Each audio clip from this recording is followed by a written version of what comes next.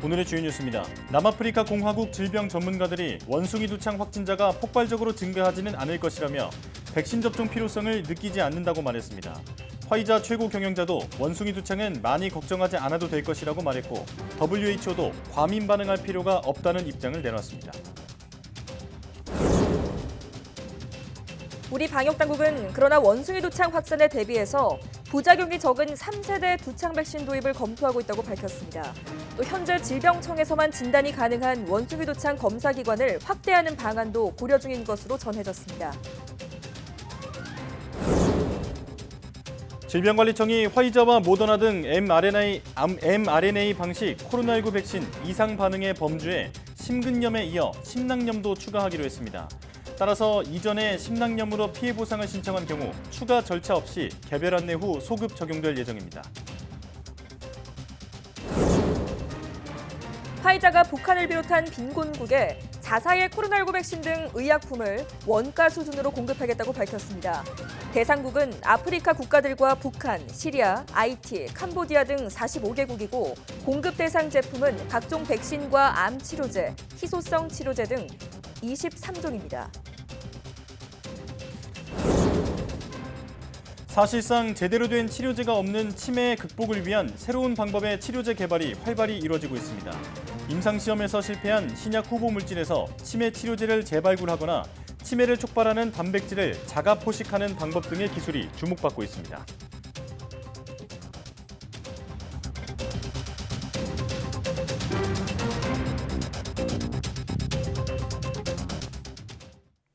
여러분 안녕하십니까? 사이언스 투데이 시작합니다. 세계보건기구 WHO가 원숭이 두창은 억제할 수 있는 바이러스라며 과민 반응할 필요가 없다고 밝혔습니다. 실비 브라이언드 WHO 글로벌 감염 대응국장은 원숭이 두창의 전파 경로 등을 파악하기 위해 경계를 강화할 필요는 있지만 아직 억제 가능한 수준이라고 말했습니다. 브라이언드 국장은 원숭이 두창 백신과 치료제가 있기에 과도하게 반응하지 말 것을 권고했습니다. WHO는 현재 새로운 원숭이 두창 예방 백신 지침을 마련하고 있으며 방역 지원을 위한 추가 회의도 소집할 예정입니다. 남아프리카 공화국의 질병 전문가들이 원숭이 두창은 코로나19처럼 확진자가 폭발적으로 증가할 것으로 생각하지 않는다면서 대량의 백신 접종 필요성을 느끼지 않는다고 말했다고 로이터 통신이 보도했습니다. 에드리언 퓨런 남아공 국립전염병 연구소장은 이 시점에서 원숭이 두창 대량 백신 접종을 할 필요가 없다면서 유행병학 관점에서 조사할 것이 많다고 말했습니다. 원숭이 두창은 서부와 중부 아프리카 일부에서 발생해온 풍토병으로서 보통 가벼운 바이러스 감염입니다. 미국 제약사 화이자의 엘버트 블라 최고 경영자는 세계 곳곳에서 퍼지고 있는 원숭이 두창에 대해 많이 걱정하지 않아도 될 것이라고 말했습니다. 블라 CEO는 현지 시간 25일 스위스 다보스에서 열린 세계 경제 포럼 회의장에서 기자들과 만나 현재까지의 데이터는 원숭이 두창이 코로나19와 같은 감염병처럼 쉽게 전파되지는 않는다는 점을 시사한다고 밝혔습니다. 그는 모든 정보를 다 가진 것은 아니지만 자신이 아는 바로는 많이 걱정할 만한 것은 아니라고 전했습니다. 다만 그렇다고 해서 우리가 안심해도 된다는 뜻은 아니라며 상황을 예의주시해야 할 것이라고 덧붙였습니다. 네, 하지만 우리 방역당국은 신중한 대비책을 고려하는 것으로 전해졌습니다. 질병관리청은 미국과 유럽 등 세계 각국으로 원숭이 두창이 확산하자 방역당국이 3세대 백신 도입 검토에 나섰습니다. 질병관리청은 정부가 비축하고 있는 1, 2세대 두창 백신과 비교해 3세대 백신은 부작용이 좀 더 개선된 만큼 국내 도입 필요성을 검토하고 있다고 밝혔습니다. 방역당국이 언급한 3세대 백신은 덴마크 기업인 바바리안 노르딕이 개발한 두창 백신 진네오스로 원숭이 두창에 85% 효과가 있는 것으로 알려졌습니다. 한편 원숭이 두창은 현재 질병청에서만 진단이 가능한데 지역사회 전파 등에 대비해 검사기관 확대나 권역별 설치 필요성도 검토되고 있습니다. 화이자와 모더나의 코로나19 백신 이상 반응의 인과성을 인정하는 범위에 심근염에 이어 심낭염이 추가됐습니다. 질병관리청은 코로나19 백신 안전성위원회가 발표한 연구 결과를 근거로 mRNA 백신 접종 뒤 발생한 심낭염에 대해 인과성을 인정한다고 밝혔습니다. 이에 따라 이전에 심남령으로 피해 보상을 신청한 경우 추가 절차 없이 개별 안내 후 소급 적용될 예정입니다. 피해 보상 미신청자는 예방접종 피해가 발생한 날부터 5년 안에 신청해야 피해 보상을 받을 수 있습니다. 제약사 화이자가 북한을 비롯한 45개 빈공국에 코로나19 백신 등을 원가 수준으로 공급하기로 했습니다. 화이자는 스위스 다보스에서 열린 세계 경제 포럼에서 자사 제품 23종을 영리를 추구하지 않는 방식으로 빈곤국에 공급할 계획이라며 이같이 밝혔습니다. 45개 대상국 대다수는 아프리카 국가들이고 북한과 시리아, IT, 캄보디아 등 의약품 접근성이 매우 제한된 나라도 포함됐습니다. 공급 대상 제품은 모두 23종으로 각종 백신과 암 치료제, 희소병 치료제 등이 포함됐습니다. 서울시는 이달 말 서울의료원이 감염병 전담병원 지정을 해제한다고 밝혔습니다. 지난 2020년 2월 20일 감염병 전담병원으로 지정된 지 약 2년 3개월 만입니다. 앞서 지난주 서북병원과 보라매 병원 등 서울시립병원 5곳이 감염병 전담병원에서 해제됐습니다. 이들 시립병원은 현재 일반 병동, 응급의료센터, 외래진료센터 등 대부분의 시설을 정상 운영 중입니다. 서울시는 일상 회복에 따라 시립병원을 빠르게 정비해 시민의 의료 이용에 불편함이 없도록 하겠다고 밝혔습니다. 지난해 국내에서 결핵 환자가 2만 2천 명 발생한 것으로 조사됐습니다. 질병관리청이 발간한 2021년 결핵 역학조사 통계집을 보면 지난해 결핵 환자가 2만 2,904명이었고 이 가운데 학교, 직장 등 집단시설에 소속된 사례는 31%인 7,161건, 나머지 15,743건은 개인 환자 사례였습니다. 질병관리청은 지방자치단체와 함께 결핵 환자의 가족과 집단시설을 대상으로 역학조사를 벌인 결과 추가 환자 243명을 발견했습니다. 특히 가족 접촉자 역학조사를 통해 158명의 결핵 환자가 발견돼 가족 내 발병률은 일반인보다 16배에 달한다고 질병관리청은 설명했습니다. 결핵은 결핵균으로 생기는 호흡기 감염병으로 기침, 재채기, 대화 등을 통해 전파됩니다.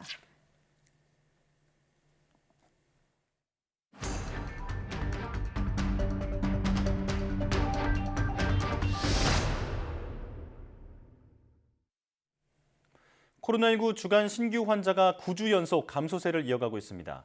여름철이나 가을쯤 재유행 가능성도 나오고 있지만 정부는 최대 20만 명이 확진되더라도 대응에는 문제가 없다고 강조했습니다. 네, 가천대의대 엄중식 교수와 자세한 내용 알아보겠습니다. 교수님 나와 계십니까? 네, 안녕하십니까. 네, 안녕하십니까. 자, 코로나19 신규 환자가 이틀 만에 다시 10,000명 후반대로 내려왔습니다. 위중증 사망자 수도 크게 안정세를 보이고 있는데요. 현재 상황 진단부터 해주시죠. 네, 여러 가지 우려하던 점이 있지만, 예상대로, 확진자의 숫자가 계속해서 감소를 하고 있고, 위중증 환자도 감소를 하고 있는 그런 상황입니다. 네. 조금 아쉬운 거는, 조금 더 속도감 있게 확진자의 숫자가 줄고, 위중증 환자의 숫자도 현재보다는 더 감소하기를 원하는데, 지금 위중증 환자 숫자는 한 230~240명대를 4일, 5일째 유지를 하고 있어서 이 부분이 조금 더 감소한다면 훨씬 더 안정적인 상황이 유지될 것 같습니다. 예. 자, 또 오미크론보다 전파력이 강한 하위 변이가 국내에서도 발견이 되는 등 아직 좀 우려스러운 상황들이 계속 발생하고 있습니다. 재유행 가능성 어느 정도로 보십니까? 예, 우리나라에서 이 코로나19의 유행 예측을 하는 전문가 그룹이 한 10개 그룹이 있습니다. 네. 그리고 이제 질병관리청도 자체적으로 재유행에 대한 예상을 하고 있는데요. 이 예측에서 모두 재유행은 언젠가는 온다라고 예측을 하고 있습니다. 그게 이제 빠르냐 느리냐의 차이인데요. 네. 우리나라 국민들의 면역이 감소하는 상황이 빠르게 일어나고 또 새로운 변이 바이러스의 유행이 유입이 된다면은 빠르면 이제 8월, 9월쯤에도 재유행이 가능하다고 보고 있고요. 이제 이런 것들이 안정적으로 관리가 되고 면역이 천천히 떨어지면서 새로운 변이의 영향도 적다면 10월 이후 11월, 12월쯤 재유행이 시작되지 않을까 이렇게 예측을 하고 있습니다. 예, 늦여름에서 초가을 정도에는 재유행이 올 수 있다라고 예측을 하셨는데요. 그렇다면 재유행이 된다고 봤을 때 확진자 수 규모는 어느 정도일 것으로 예상하십니까? 지금 일평균 환자가 15만 명, 그러니까 최고 15만 명 정도의 확진자가 하루에 나올 가능성이 있다라고 보고 있는데요. 네, 재유행의 시기가 이르면 이룰수록 하루에 나오는 확진자의 숫자가 15만 명 이상으로 될 거로 예측을 하고 있고, 재유행의 시기가 10월, 12월로 이렇게 뒤로 갈수록 15만 명보다는 좀 적은 숫자의 확진자가 하루에 나올 수 있다 이렇게 예측을 하고 있습니다. 네. 자, 또 비교적 안정세가 계속되자 정부는 코로나 전담 병상을 지정 해제해 왔는데 지금 지난달 중순 이후부터 현재까지 지정 해제된 병상들이 지금 2만여 개 정도가 됩니다. 이렇게 전담 병상은 크게 줄었지만 정부는 재유행으로 최대 20만 명 정도가 확진이 되더라도 대응에는 문제가 없다 이런 입장인데 동의하십니까? 예, 실제로 우리가 오미크론 유행이 진행이 되면서 이 진료의 체계, 특히 이제 입원 환자 진료와 관련돼서 고위험군이 암인 경우에는 재택 치료를 원칙으로 그 진료 체계를 변경했습니다. 네. 이제 그러다 보니까 이 20만 명이 생기더라도 이 중에 이제 고위험군에 해당하는 60세 이상의 연령군이 보통 15에서 20% 정도를 차지하게 되는데, 네. 이렇게 되면 3,000개에서 4,000개 정도의 병상만 있더라도 이 고위험군들을 다 입원시킬 수 있기 때문에 현재 유지하고 있는 병상을 감축하는 것은 뭐 특별한 문제가 없고 올바른 방향이라고 생각을 하고 있습니다. 예, 적절한 조치라는 말씀이신데요. 자, 그런가 하면 27일부터 지방선거 사전투표가 시작됩니다. 확진자와 격리자는 사전투표 둘째 날인 토요일 오후 6시 반부터 8시까지 1시간 반 동안 외출이 가능한데요. 감염 위험을 줄이기 위한 당부 말씀을 부탁드리겠습니다. 예, 우리가 코로나19 유행을 하는 그 지난 2년 4개월 동안에 총선 그리고 대선을 치른 경험이 있습니다. 네. 이때 이제 그 감염된 분들의 그 투표 어떻게 해야 될지에 대한 지침이 있고, 또 그렇지 않은 분들도 지침대로 지금 투표를 하게 되면 크게 문제가 없을 텐데요. 네. 투표 대기하는 기간 동안에 마스크 착용을 잘 유지해 주시고, 이 앞사람 뒷사람과의 거리 간격을 충분히 확보를 한 상태에서 이 선거 관리하는 분들이 그 안내를 따라서 차분하게 선거를 하시면 큰 문제가 없을 거라고 예측을 하고 있습니다. 예. 결국에는 개인의 철저한 방역 수칙 준수가 중요하겠습니다. 이어서 백신 얘기도 해볼 텐데요. 미국에서 5세 미만 아동용 코로나19 백신에 대한 긴급 사용 승인 심사가 이제 다음 달에 이뤄질 예정입니다. 이에 따라서 우리 정부도 이제 5세 미만 소아에 대한 코로나19 백신 접종 여부를 검토하겠다 이렇게 밝혔는데, 하지만 아무래도 부작용 때문에 접종을 고민하는 부모들도 있을 겁니다. 소아 접종 꼭 맞아야 할까요? 예, 뭐 우리나라의 경우에는 이 어린 아이들 5세 미만의 소아에서 이제 중환자가 발생하거나 사망 환자는 상당히 드물게 발생을 했기 때문에 네. 이런 부작용을 감수하고 백신 접종을 해야 되느냐에 대한 고민이 이 부모님들은 많으실 수밖에 없습니다. 그런데 이 실제로 이런 5세 미만에서 접종을 예방 백신 접종을 진행했을 때도 이 심각한 부작용이 발생한 사례들이 굉장히 드문 편이고, 대부분의 부작용들은 이 조절이 가능한 그런 수준의 부작용들이 나타났다는 보고가 있습니다. 그리고 이제 이게 대규모 유행이 생기게 되면 이런 어린아이들이 감염이 됐을 때 다기관염증 증후군 같은 좀 심각한 그 후유증이 남을 가능성이 있고, 특히 이제 이 5세 미만 어린이 중에서도 면역 저하 질환이 있거나 만성 질환이 있는 그런 경우에는 백신 접종을 반드시 해야 됩니다. 그래서 가급적 긍정적으로 검토를 해주셨으면 감사하겠습니다. 예. 자, 맞는 게 이득이 더 많다라는 말씀이신데요. 이제 마지막으로 그 코로나19 사태가 계속되는 가운데 세계 곳곳에서 원숭이 두창이 퍼지고 있습니다. 지금 전문가들은 코로나19 같이 대유행이 될 가능성은 낮다고 보고 있는데 교수님께서도 그렇게 생각하십니까? 예, 원숭이 두창은 뭐 이미 알려진 바대로 상당히 강력한 그 밀접 접촉이 있어야만 전파가 됩니다. 그러니까 감염된 피부, 그리고 이제 이 감염된 체액에 오염된 그 물질이나 피부와 아주 강력한 접촉을 했을 때 전파가 되는 것이 주 감염 경로이기 때문에 네. 실제 우리가 코로나19가 전파되는 것보다는 훨씬 전파력이 낮다고 생각을 하고 있습니다. 그렇기 때문에 우리나라의 유입 가능성도 낮고 유입이 되더라도 이 아주 소규모 환자가 발생한 뒤에 이 종료가 될 것으로 예측이 되고 있기 때문에 크게 걱정을 할 필요는 없다고 지금 생각을 하고 있습니다. 네. 네, 지나치게 과민 반응할 필요는 없지만 그래도 혹시 모를 상황에 대비해야겠습니다. 지금까지 가천대의대 엄중식 교수와 함께했습니다. 교수님 잘 들었습니다. 감사합니다.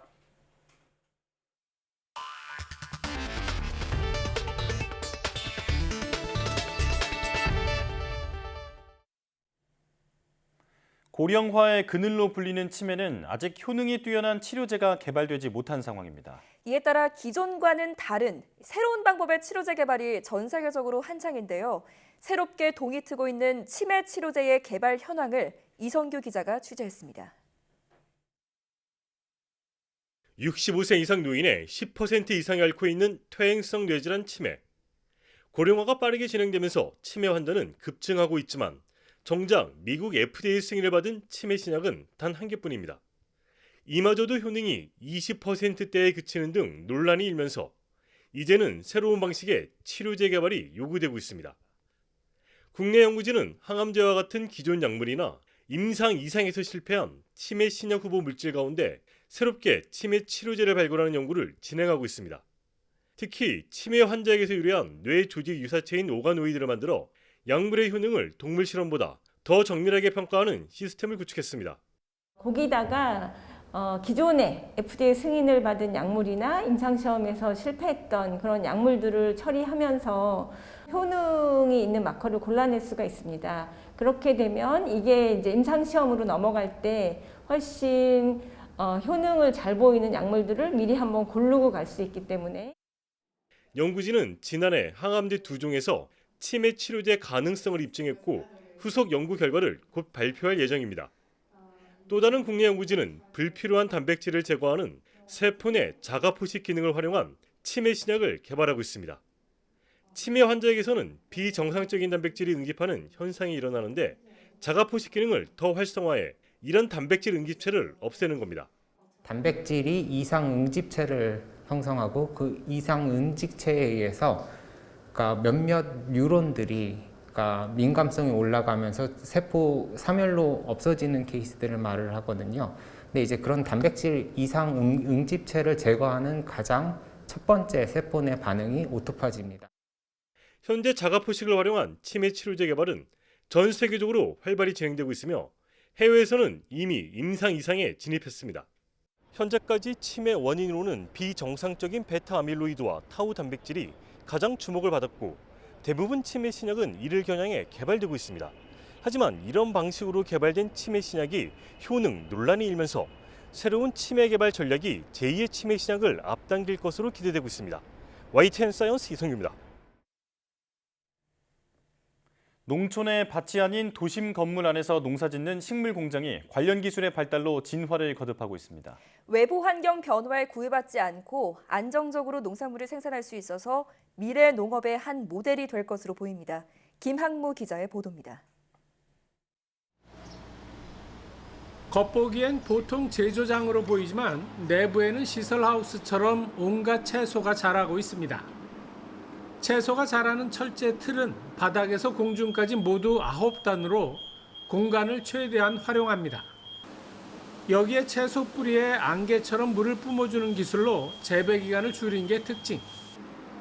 덕분에 같은 면적의 밭보다 생산량이 50배나 많고 물 사용량이 일반적인 수경 재배의 10%에 불과해 폐수 걱정도 없습니다.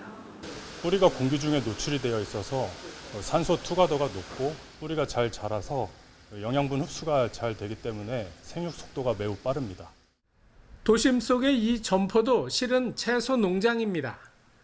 역시 여러 개의 재배틀에서 채소가 자라는데 재배틀 끝에 물고기가 잔뜩 든 수조가 있는 게 특이합니다. 물이 수조와 채소 재배틀을 순환하는데 물고기에서 나오는 유기물에서 채소가 영양을 흡수하고 정화된 물을 수조로 보냅니다. 물고기의 배설물이 만드는 자연 비료로 식물을 키우니까 식물 자체의 어떤 세포 조직도 굉장히 더 치밀하고 야채 고유의 향과 맛도 좋고 식감도 좋고. 이런 도시명 수직 농장에서는 IT 기술로 온도와 습도는 물론 이산화탄소 농도 등을 자동 조절해 1년 내내 품질 좋은 채소 생산이 가능합니다. 기술 개발, 판로 개척, 투자 유치 등 사업화 전주기를 지원함에 따라 돈 버는 농산업체로 선정할 수 있도록 적극 지원할 예정입니다.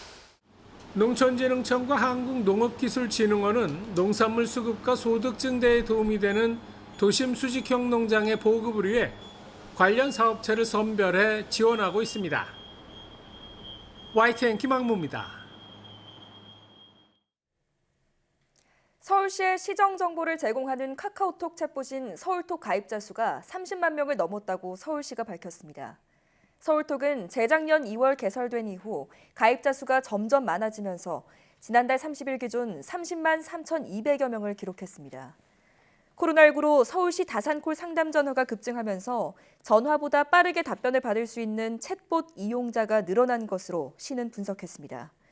서울톡은 그간 행정정보를 제공하고 현장 민원 등을 접수했는데 최근 거리두기 해제로 각종 문화행사와 야외 활동이 재개되면서 26일부터는 문화행사 검색과 날씨, 미세먼지 정보 서비스도 제공합니다. 한국은행이 지난 4월에 이어 2달 연속 기준금리 인상을 단행했습니다. 한국은행 금융통화위원회는 통화정책 방향회의를 열고 기준금리를 0.25%포인트 올린 연 1.75%로 운용하기로 했습니다. 한국은행이 2달 연속으로 기준금리를 올린 건 2007년 8월 이후 14년 9개월 만에 처음입니다. 경기 둔화 우려에도 기준금리를 다시 한번 높인 건 소비자 물가 상승률이 5%에 육박하는 등 고물가 현상이 장기간 이어지고 있기 때문으로 풀이됩니다. 또 미국의 중앙은행인 연방준비제도가 기준금리를 빠르게 올리는 추세여서 한미의 기준금리가 역전될 가능성이 제기되는 점도 영향을 미친 것으로 보입니다. 미국 중앙은행 연방준비제도가 이달 초 기준금리를 0.5%포인트 인상한 데 이어 6월과 7월에도 금리를 계속해서 0.5%포인트씩 올릴 것으로 보입니다. 상황에 따라 올해 안에 중립금리 이상으로 금리를 올릴 가능성도 시사했습니다. 이종수 기자의 보도입니다. 미국 중앙은행인 연방준비제도는 이달 초 열린 통화정책회의에서 기준금리를 0.5%포인트 인상하는 이른바 빅스텝을 밟았습니다. 당시 통화정책회의 의사록이 오늘 공개됐는데 대부분 참석자가 0.5%포인트의 기준금리 인상이 다음 두어 번 회의에서도 적절할 것 같다고 판단했습니다. 즉 6월과 7월로 예정된 통화정책회의에서도 계속해서 0.5%포인트씩 기준금리를 올리겠다고 예고한 셈입니다. 제롬 파월 연준 의장도 이달 통화정책회의 직후 이를 시사했습니다. There is a broad sense on the committee that additional 50 basis point increases should be on the table at the next couple of meetings. 이렇게 된다면 오는 7월 미국 기준금리는 1.75%에서 2% 수준으로 올라가게 됩니다. 이달 의사록에서도 인플레이션이란 단어가 60차례나 거론될 정도로 연준이 물가 안정에 크게 신경 쓰는 모습이 나타났습니다. 특히 인플레이션이나 디플레이션을 유발하지 않는 중립금리 이상으로 기준금리를 올릴 수 있음도 언급했습니다. 올 연말 미국 기준금리가 그동안 예상한 2.5에서 2.75% 수준보다 더 높아질 수도 있음을 시사한 겁니다. 다만 연준의 연속적인 빅스텝이 하반기 경제 상황에 따라 통화정책을 변경할 기회를 제공할 수 있다는 분석도 나왔습니다. And I think the FOMC minutes pretty much give the Fed the leeway to do just that if the economy performs as we expect. 최근 경기 침체 공포 속에 애틀란타 연방준비은행 총재는 물가 압력 진정을 전제로 9월에 금리 인상을 쉬어가는 것이 타당할 수 있다고 말했습니다. YTN 이종수입니다. 한국은행이 올해 소비자 물가 상승률 전망치를 4%대 중반까지 크게 올려잡았습니다. 한국은행은 수정 경제 전망 발표에서 올해 소비자 물가 상승률을 기존 전망치인 3.1%보다 1.4%포인트 높인 4.5%로 제시했습니다. 이번 소비자 물가 상승률 전망치는 지난 2008년 7월 4.8%로 전망된 이후 13년 10개월 만에 가장 높은 수준입니다. 원자재 가격 상승과 같은 공급 측면의 압력과 거리두기 해제에 따른 수요 측면의 압력이 겹치면서 고물가 현상이 길어질 가능성이 크다는 판단을 내린 것으로 풀이됩니다. 반면 올해 경제 성장률 전망치는 기존 3%에서 2.7%로 하향 조정됐습니다. 원자재 가격 급등에 따른 무역 수지 악화와 코로나19 봉쇄 등에 따른 중국 경기 둔화 등이 영향을 미친 것으로 보입니다. 러시아의 우크라이나 침공 사태 등의 여파로 국내 주유소 경유 평균 판매 가격이 2,000원 선을 넘은 데 이어 휘발유도 2,000원을 넘어서며 기름값 고공행진이 이어지고 있습니다. 한국석유공사 유가정보 사이트 오피넷을 보면 26일 오전 11시 반 기준 전국 휘발유 판매 가격은 전날보다 1.74원 오른 리터당 2,000원 33전입니다. 앞서 휘발유 가격은 올해 3월 중순 약 9년 5개월 만에 2,000원 선을 넘어선 뒤 4월 들어서는 2,000원 선 아래로 내려갔으나 국제 유가 상승에 따라 다시 2,000원을 돌파한 겁니다. 같은 시간 경유 평균 판매 가격은 전날보다 0.3원 오른 리터당 2,002원 98전을 기록했습니다. 안 오르는 게 없는 요즘 가족끼리 외식하는 것도 부담스럽기만 합니다. 네, 그렇다면 국민고기 삼겹살을 집에서 먹기로 하고 5만 원을 쓴다면 어느 정도 양을 살 수 있을까요? 이승윤 기자가 직접 도전했습니다. 물가가 오르니 돈의 가치가 떨어진 듯합니다. 10만 원 갖고 나오면요. 옛날에는 좀 사고 했는데 지금은 옛날에 비해서 5만 원씩밖에 못. 시민들은 정말 물가가 부담스러울 정도로 올랐다는 반응을 보이고 있습니다. 정말 물가가 얼마나 올랐는지 체감해 보기 위해서 제가 지금부터 5만 원을 예산으로 4인 가족이 저녁 식사로 삼겹살을 즐길 수 있게 장을 한번 봐보도록 하겠습니다. 포기상추 2,980원에 모듬 구이용 버섯 3,980원, 점인 마늘 2,780원, 파채 3,880원, 깻잎 1,068원, 쌈장 2,680원, 후추 3,340원, 참기름 5,480원, 소금에 2,280원을 쓰니 이제 4명이 먹을 돼지고기 2근 1,200g을 살 차례인데 남은 예산은 21,532원, 제주산 삼겹살은 1,200g에 63,300원, 다른 국내산 삼겹살은 1,200g에 38,000원으로 예산 초과. 미국산 삼겹살로 도전해봤지만 1,500g 대용량 포장에 가격도 29,700원으로 예산을 넘어 결국 목표 달성 실패. 욕심부리지 않고 파채나 버섯, 마늘, 깻잎을 포기하면 집에 참기름이나 소금은 있으니 얼추 먹을 만큼은 살 수도 있습니다. 가족 4명이서 뭐 외식하면요. 특히 삼겹살 파티 같은 거 하면은 예산 얼마 정도 잡으셔야 돼요? 4명이서 하면 그래도 한 10만 원, 15만 원 고선에서는 잡고 먹는 것 같은데 저희 좀 많이 먹어가지고. 네. 네. 마트에서 사서 먹으나 식당에 나가서 먹으나 비용은 별 차이가 없을 거라는 말을 들었습니다. 근데 뭐 사실은 장을 봐서 음식을 준비하는 게 외식하는 거랑 크게 차이가 안 나요.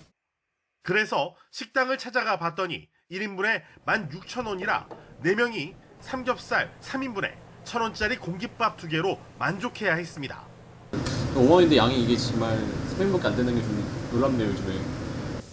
네, 오늘 5만 원으로 저희가 장보기에 이어서 외식에도 나서 봤는데 4명이서 배불리 먹기가 정말 쉽지 않은 하루였습니다. 정말 물가 많이 올랐네요. 그래도 맛있게 먹겠습니다. YTN 이승윤입니다. 데이비드 멜패스 세계은행 총재는 러시아가 일으킨 우크라이나 전쟁 여파로 식품, 에너지, 비료 가격이 치솟고 있다며 전 세계 불황을 경고했습니다. 멜패스 총재는 현지 시간 25일 미 상공회의소 주최 행사에서 세계 4위 경제대국 독일의 경제 성장률이 에너지 가격 상승으로 상당히 둔화했다며 다른 지역에서도 상황이 더 악화할 수 있다고 지적했습니다. 멜패스 총재는 우크라이나와 러시아의 경제가 상당히 위축될 것이라며 유럽, 중국, 미국도 더딘 성장을 보인다고 말했습니다. 개발도상국은 비료, 식량, 에너지 공급 부족의 3중고로 더 큰 타격을 받고 있다고 덧붙였습니다. 멜패스 총재는 에너지 가격이 2배 오르면 불황의 방아쇠가 되기에 충분하다고 우려했습니다. 러시아는 곡물을 실은 선박이 우크라이나를 떠날 수 있도록 안전 통로를 제공할 준비가 돼 있으며 관련국들과 이 문제에 대해 협상할 용의가 있다고 안드레이 루덴코 러시아 외무차관이 밝혔습니다. 리아노보스티 통신 등에 따르면 루덴코 차관은 25일 기자들에게 세계 식량 문제 해결을 위해선 러시아의 수출과 금융 거래에 가해진 제재 해제 등을 포함한 종합적 접근이 있어야 한다면서 이같이 말했습니다. 또 우크라이나 곡물의 해상 운송을 위해선 우크라이나 측이 자국 내 항구들에 설치한 기뢰도 제거해야 한다고 지적했습니다. 그러면서 러시아 측은 모든 문제의 평화적 해결을 지향하는 모두와 대화할 준비가 돼 있다고 주장했습니다. 우크라이나 동부 돈바스에 화력을 집중하고 있는 러시아군이 점령 지역을 넓혀 나가고 있습니다. 러시아군이 전략적 요충지인 세베로도네츠크 외곽까지 진격한 가운데 우크라이나는 돈바스 전선에서 어려움을 겪고 있다고 밝혔습니다. 보도에 이상순 기자입니다. 우크라이나 동부 도네츠크 지역의 포크로우스크, 현지 시각 25일 새벽 날벼락이 떨어졌습니다. В 7:30 где-то утра прилетела ракета, повредила наш дом. Ну, жилью под ремонту подлежит или нет, я не знаю. 주 공격 목표였던 철로는 완전히 파괴됐습니다.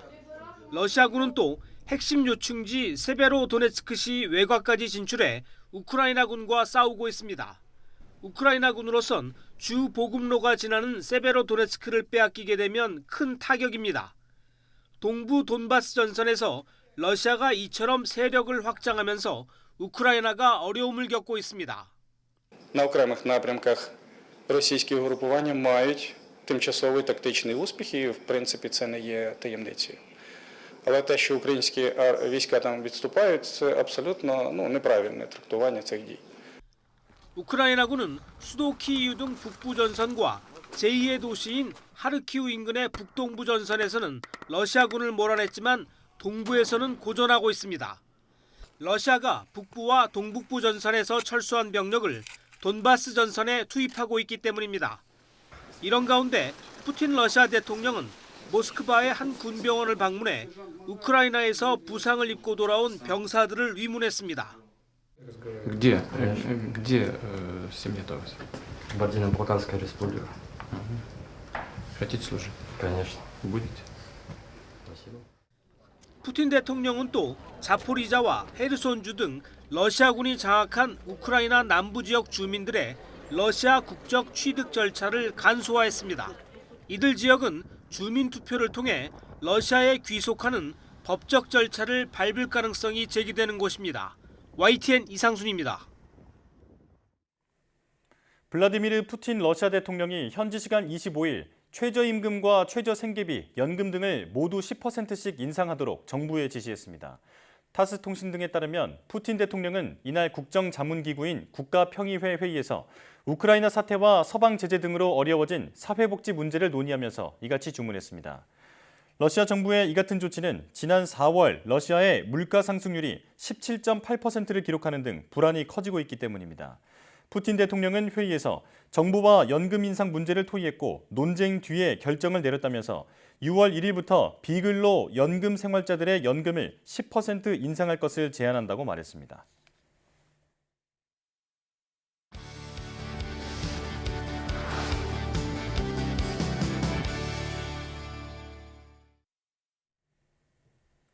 중력이 강해서 빛조차 빠져나올 수 없는 공간 블랙홀의 실체가 조금씩 드러나고 있습니다. 이달 초 인류는 블랙홀 관측에 두 번째로 성공했는데요. 우리 은하 중심부에 자리 잡은 이 블랙홀의 이름은 궁수자리 A로 블랙홀의 비밀에 다가서기 위한 과학자들의 도전이 계속되고 있습니다. 네, 오늘 과학의 달인 궁수자리 A 관측에 참여한 한국천문연구원 전파천문본부 손봉원 박사와 함께합니다. 어서 오십시오. 안녕하세요. 네, 나와주셔서 고맙습니다. 자, 블랙홀을 이제 오늘 관측하는 얘기에 대해서 나눠볼 텐데요. 영화 속의 상상으로만 그렸던 블랙홀을 잠시 감상하면서 얘기를 좀 나눠볼까요? 네. 자, 지금 저게 이제 우리 은하에서 어느 정도로 떨어져 있는 블랙홀인 건가요? 네, 27,000광년 떨어져 있는 우리 은하 중심 한가운데 있습니다. 예. 우리 태양계는 우리 은하에서 상당히 바깥쪽 교외에 있습니다. 너무 멀어서 킬로미터로는 감이 잘 안 오시겠지만 네. KTX가 시속 300km로 달리면 약 1,000억 년 정도 걸리는 거리입니다. 아, 네. 정말 우주에 다니는 들을 때마다 놀라운데요. 관측을 통해 분석을 해봤더니 궁수자리 A의 특징 어떤 것들이 좀 있습니까? 예, 궁수자리 A는 우주 전파 천체 중에 가장 먼저 1930년대 초에 발견되었습니다. 네. 전파 천문학의 아버지라고 불리우는 칼 젠스키가 무선 통신 연구 중에 발견을 했는데요.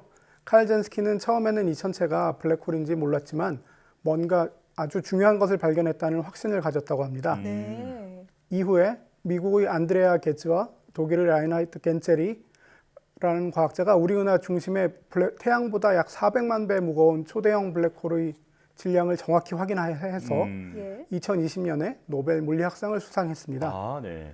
궁수자리 A는 블랙홀 중에서도 상당히 얌전한 편에 속하는데 질량은 태양의 400만 배나 되는데 밝기는 태양의 100배 정도밖에 안 됩니다.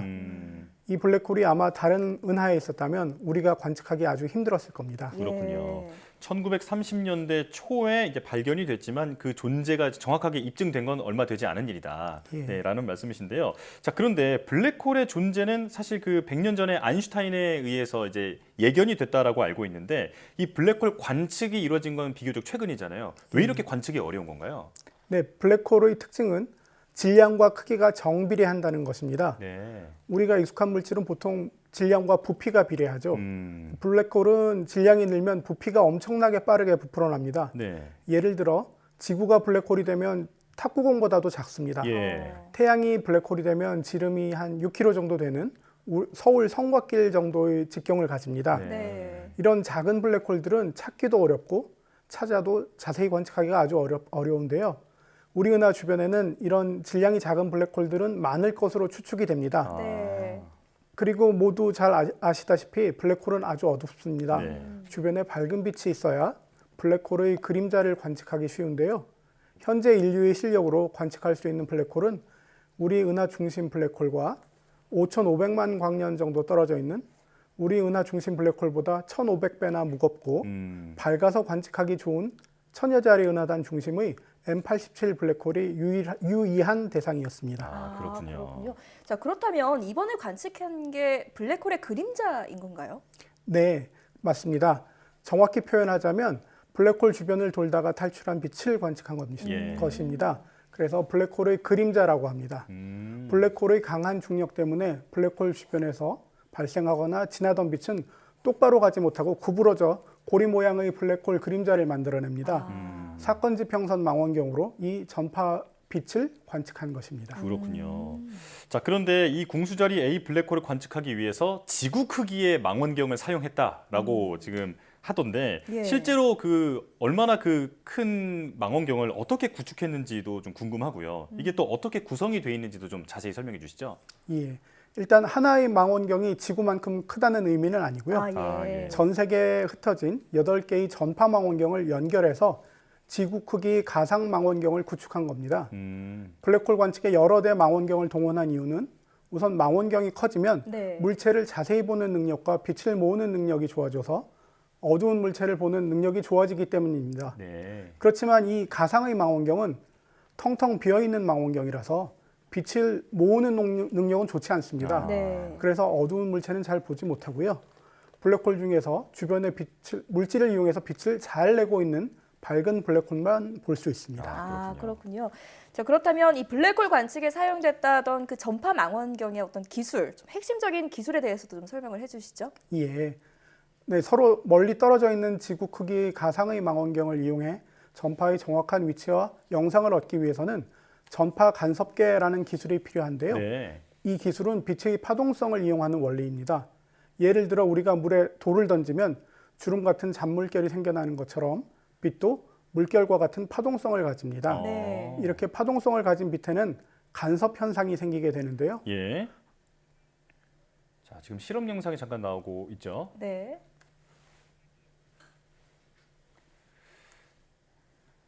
지금 준비하신 영상이 나오고 있는데 좀 이거 보면서 조금 더 자세히 설명해 주시죠. 예, 지금처럼 좁고 어두운 방 안에서 단파장의 빛을 쏘면 저렇게 점선처럼 빛의 형태가 나타나는데요. 2개 이상의 빛의 파동이 겹치면서 밝고 어두운 띠 간섭무늬 형태가 만들어집니다. 이런 간섭무늬를 얻은 다음에 분석을 하면 광원과 천체가 어떻게 생겼는지를 알 수 있게 됩니다. 전파망원경에서는 고성능 하드디스크에 기록한 신호를 모아서 슈퍼컴퓨터를 이용해서 초점에 모으는 작업을 합니다. 빛의 간섭무늬를 만드는 작업입니다. 이 간섭무늬를 역푸리에 변환이라는 과정을 거치면 블랙홀의 영상을 얻게 됩니다. 이 영상에는 잡음이 아주 많아서 연구진들이 4년여간 잡음 제거와 영상 복원 작업을 거쳐서 이번에 블랙홀 영상을 얻게 되었습니다. 그렇군요. 박사님, 그러니까 이게 한마디로 어떤 호수에 물을 던지면 그 물결이 일어나는데 그 물결을 역추적해서 생각을 해보면 이제 그 돌이 어떻게 생기는지 알 수 있다. 지금 이런 원리인 거잖아요. 예, 그런 비유도 가능할 것 같습니다. 네. 자, 그렇다면 이번 블랙홀 관측은 국제 공동 연구로 진행이 됐다고 하는데 우리나라는 어떤 역할을 했습니까? 네, 이번 관측에는 전 세계 80개 기관과 300명이 넘는 연구진들이 참여했는데요. 8개의 전파망원경이 참여를 했고 그중에 칠레의 알마 망원경과 하와이 빅아일랜드 마우나케아산 정상에 있는 JCMT 망원경의 경우에는 그러니까 한국천문연구원이 여러 나라와 함께 공동으로 운영 중인 망원경입니다. 이 두 망원경은 이번 두 블랙홀 영상 촬영에 핵심적인 역할을 했습니다. 현재 우리 천문연구원은 국내에 운영 중인 한국우주전파관측망을 앞으로 블랙홀 사건 지평선 관측에 직접 투입하고자 기존 망원경 성능을 개선하고 있고 평창에 새로운 망원경도 건설하고 있습니다. 그렇군요. 자, 그리고 또 보니까 이번에 관측한 그 궁수자리 A 모습을 보니까요. 2019년에 관측했던 그 블랙홀과 상당히 비슷해 보이던데 그 차이점은 어떤 게 있을까요? 예, 그 질량과 크기가 1,500배나 차이 나는 두 물체의 모습이 매우 닮았다는 점이 이 둘이 하나의 원리, 즉 일반 상대성 이론으로 설명되는 물체라는 것을 강력히 뒷받침해 줍니다. 그렇지만 이 둘은 질량과 크기가 다름에서 오는 차이점과 또 이들이 놓여 있는 환경이 다르게 때문에 발생하는 차이점도 가지고 있습니다. 크기의 차이만큼 두 블랙홀은 모습과 밝기의 변화 속도가 서로 다릅니다. 우리 은하 중심 블랙홀에서는 몇 분 사이에 일어나는 일이 M87 블랙홀에서는 며칠에 걸쳐서 일어나기도 합니다. 그래서 긴 노출 시간을 두어야 하는 촬영에서 우리 은하 중심 블랙홀을 촬영하기가 훨씬 어렵습니다. 그리고 우리 은하는 가스와 먼지를 많이 가지고 있는 나선 은하인데 이들은 관측에 방해가 됩니다. M87은 가스와 먼지가 적은 타원 은하입니다. 이러한 어려움들 때문에 우리 은하 중심 블랙홀의 영상을 얻는데 3년여의 시간이 더 필요했습니다. 그렇군요. 자, 그런가 하면 블랙홀을 우리가 흔히 그 판도라의 상자다 이렇게 표현을 많이 하지 않습니까? 그만큼 블랙홀을 연구하는 게 우주를 이해하는 데 큰 도움이 된다라는 말인데 어떻게 도움이 되는 건지 좀 구체적으로 설명해 주시죠. 예, 블랙홀은 우주의 과거, 현재, 미래를 연구하는 데 모두 도움이 됩니다. 대폭발로 생긴 우리 우주는 밀도의 차이로 빈 공간과 은하와 같은 구조물, 천체들이 만들어졌는데요. 그 과정에 작은 블랙홀들도 생겼을 것으로 추측이 되고 있습니다. 아직 발견은 못했습니다. 우주 초기에 만들어진 블랙홀을 발견할 수 있다면 우주 대폭발 당시 상황을 이해하는 데 아주 큰 도움이 될 것입니다. 그리고 거의 모든 은하 중심에는 초대 질량 블랙홀들이 하나씩 있는데 이들이 은하와 동반 성장했음이 확인되고 있습니다. 블랙홀은 성장 과정에서 강력하게 빛과 물질을 방출합니다. 이는 은하를 넘어 은하들의 무리인 은하단 전체 그리고 은하단 사이의 광대한 공간까지 영향을 미칩니다. 그리고 이 블랙홀이 방출한 강력한 에너지는 별과 행성을 탄생시키기도 하고 별과 행성이 생기지 못하게 하기도 하는데 앞으로 많은 연구가 진행되어야 할 분야입니다. 머나먼 미래에는 우주에는 블랙홀만 남게 될 것입니다. 남은 블랙홀은 서서히 유명한 호킹 복사를 내며 증발하며 사라지는데 우주에는 그렇게 되면 가벼운 입자만 남게 될 것으로 추측됩니다. 블랙홀이 우주 연구의 핵심적인 역할을 할 것이다 이렇게 강조를 해주셨는데요. 자, 그렇다면 이 핵심적인 그 역할을 하게 될 블랙홀에 언제부터 관심을 가지고 또 연구를 시작하게 되셨는지 궁금합니다. 예, 대학원 진학을 앞둘 쯤에 블랙홀에 대해서 처음 관심을 가지게 됐는데요. 여러 분야를 살펴보라는 선배의 조언을 따라서 논문 제목들을 살펴보다가 활동성 은하핵이라는 단어가 눈에 들어와서 관심을 가지게 되었습니다. 전파 망원경에 관심이 있었는데 활동성 은하핵을 관측하려면 전파 망원경을 사용해야 한다는 점도 마음에 들었습니다. 본격적으로 초고분해능 전파 간섭계 관측에 매달리게 된 것은 박사 과정을 마치고 막스 플랑크 전파 천문학 연구소에서 연구하면서부터입니다. 그때가 막스 플랑크 연구소가 블랙홀 사건 지평선 관측 준비를 시작하던 시기였습니다. 그렇군요. 자, 그렇다면 이제 박사님의 앞으로의 연구 개발 계획도 좀 들려주시죠. 예, 초대 질량 블랙홀이 어떻게 그렇게 빨리 성장하는지 아직 잘 이해를 못하고 있습니다. 네. 그리고 이들 중에는 아주 극적으로 초대 질량 블랙홀들이 병합하면서 성장하는 것도 있을 것으로 추측이 되고 있는데요. 네. 저도 그 연구에 기여하고자 노력하고 있습니다. 예. 상당한 시간이 걸리겠지만 병합 중인 초대형 블랙홀들을 찾고 병합하는 과정을 관측하는 데 기여하고 싶습니다. 그리고 이를 위해서 한국, 일본, 중국, 이탈리아, 스페인 등 여러 나라에 있는 망원경을 연결한 관측을 시도하고 있습니다. 네. 이 블랙홀은 파도 끝이 없어서 그래서 더욱 뭔가 그 연구 가치가 높다라고 할까요? 그러니까 앞으로도 우리나라 천체 연구, 우주 연구에 많은 역할 해주시기 바랍니다. 지금까지 한국천문연구원 전파천문본부 손봉원 박사와 함께했습니다. 오늘 말씀 잘 들었습니다. 감사합니다.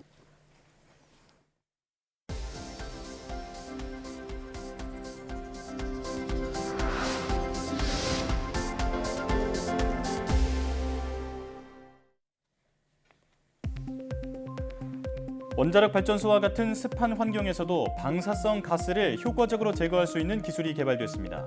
한국화학연구원은 방독면이나 필터 소재에 물과 섞이지 않는 성질의 물질을 흡착하고 방사성 요오드와 반응하는 귀금속인 은을 처리해 고습 환경에서 방사성 요오드를 제거할 수 있는 표면 처리 기술을 개발했다고 밝혔습니다. 또 이번 기술의 방사성 요오드 제거 성능이 기존 상용 활성탄 흡착제보다 280배 높았다고 설명했습니다. 방사성 요오드는 원자력 발전소에서 나오는 방사성 가스 가운데 주요 누출 핵종으로 다량의 수분과 함께 미량 배출돼 인체에 갑상선 암 등을 유발할 수 있습니다. 국내 연구진이 과학계의 오랜 난제로 알려진 마찰 전기의 발생 원리를 세계 최초로 규명했습니다. 카이스트 물리학과 김용현 교수팀은 두 물질이 마찰할 때 경계면에 발생한 열에 의해 전하가 이동할 수 있다는 아이디어에 착안해 마찰 전기의 작동 원리를 설명할 수 있는 마찰 대전열 이론 공식을 제시했다고 밝혔습니다. 연구팀은 전압과 밀도, 비열, 열 전도도 등으로 구성된 공식을 통해 마찰 전기의 전하 이동량과 이동 방향을 예측할 수 있다고 설명했습니다. 또 이번 공식을 이용하면 마찰 전기로 에너지를 만드는 기술을 발전시키거나 터치스크린에서 발생하는 정전기를 제어하는 기술을 개발할 수 있다고 말했습니다. 나사가 풀렸는지 감지하고 자신을 때린 물건의 종류까지 구분해내는 스마트 금속 부품이 개발됐습니다. 유니스트와 미 조지아 공대 등 공동 연구팀은 금속 부품 제작 과정 중에 내부에 센서를 심어 부품이 스스로의 물리적 상태를 감지하고 데이터를 외부로 전송하도록 만들었다고 밝혔습니다. 또 개발된 부품은 나사가 얼마나 풀렸는지와 풀린 나사 위치는 물론 자신을 때린 물체가 손인지 망치인지 등을 약 90%의 정확도로 감지했다고 덧붙였습니다.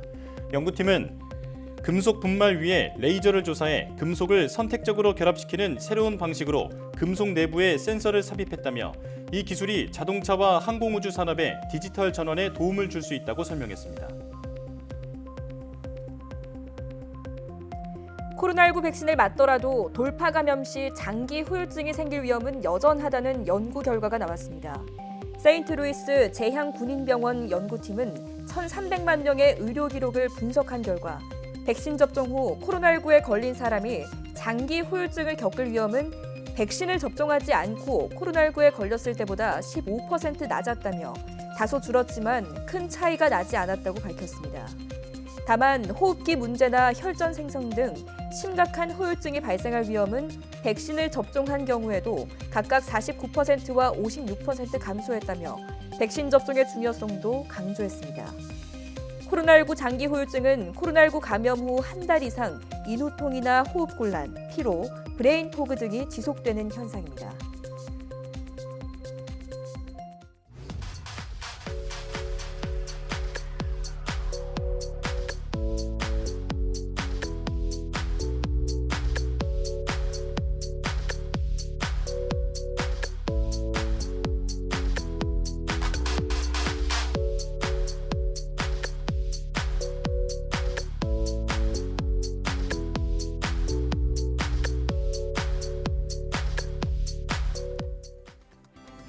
오늘 과학기술의 발달로 도심 건물 안에서 농사를 짓는 도심형 수직 농장이 활성화하고 있다는 소식 전해드렸는데요.